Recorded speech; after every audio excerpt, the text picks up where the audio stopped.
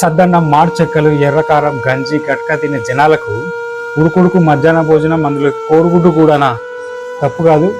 ఇది మన గరికపాటి గారి వాచ.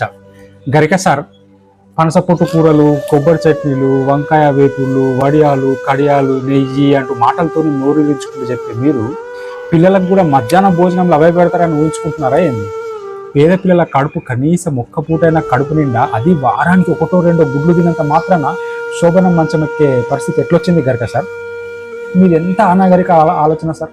మీకు తెలుసా, ప్రపంచవ్యాప్తంగా స్కూళ్లకు టిఫిన్ బాక్స్ తీసుకుపోయే కల్చర్ దాదాపు ఎక్కడ లేదు.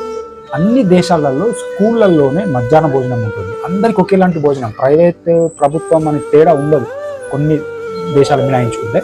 కానీ మన దగ్గరనే దరిద్రం ఏంటంటే, ఈ పుస్తకాల సంచికి తోడు లంచ్ బాక్స్, వాటర్ బాటిల్ మోసుకుంటూ వెళ్ళే పిల్లలు కనబడతారు. మళ్ళీ ఆ భోజనంలో కేవలం శాకాహారమే తీసుకురావాలని ఆంక్షలు పెట్టే స్కూల్ ఎన్నో ఉన్నాయి కూడా. కమ్యూనిటీ లంచ్ అంటారు, కానీ అందరూ వెజ్ మాత్రమే తీసుకున్నాం. దాన్ని ఆర్డర్ పాస్ చేసే స్కూల్ టీచర్లకైతే మన దగ్గర పక్క అయితే లేరు. అందరు తినేటప్పుడు ఇలా కొందరు తినని ఫుడ్ తీసుకురావడం తప్పు అని మూతి ముక్కు ఇరుచుకుంటూ మీదికి వెళ్ళి అన్యాయం అని దబాయించే టీచర్లు ఎంతమంది ఉన్నారు సార్?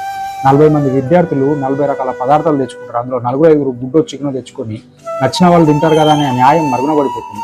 పిల్లలు ఇష్టంగా భోజనం తినే ఆ ఫీలింగ్ మీద కూడా చిన్నప్పటి నుండి ఆంక్షలు అలవాటు చేయడం, ఇదిగో ఇలాంటి వాళ్ళ లక్ష్యం. తమ ఆహారం నార్మల్ కాదు, అబ్నార్మల్ అని అనుకునేలా ఆ తిండి తినే పిల్లలు ఒక అపరాధ భావం నాటడమే గరికపాటి లాంటి ఆలోచన కలిగిన వాళ్ళ అంతిమ లక్ష్యం.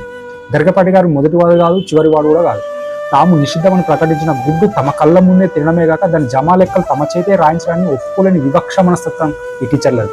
తాము పెట్టే మధ్యాహ్న భోజనాన్ని భిక్షగా కాకుండా హక్కుగా అనుభవించడం, జీర్ణించుకోలేని అధికార గణం మనసులో రగిలే అహంకార జ్వాలకి నిదర్శనం.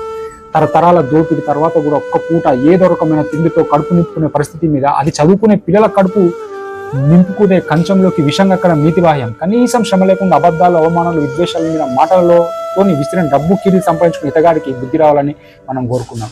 బిడ్డల పౌష్టికార అవసరాన్ని కూడా తమలోని జాతి వివక్షకు బలిపెట్టే కొంచెం బుద్ధి కూడా ఇది సాదృశ్యం. ఇది మారే సమాజం కాదు.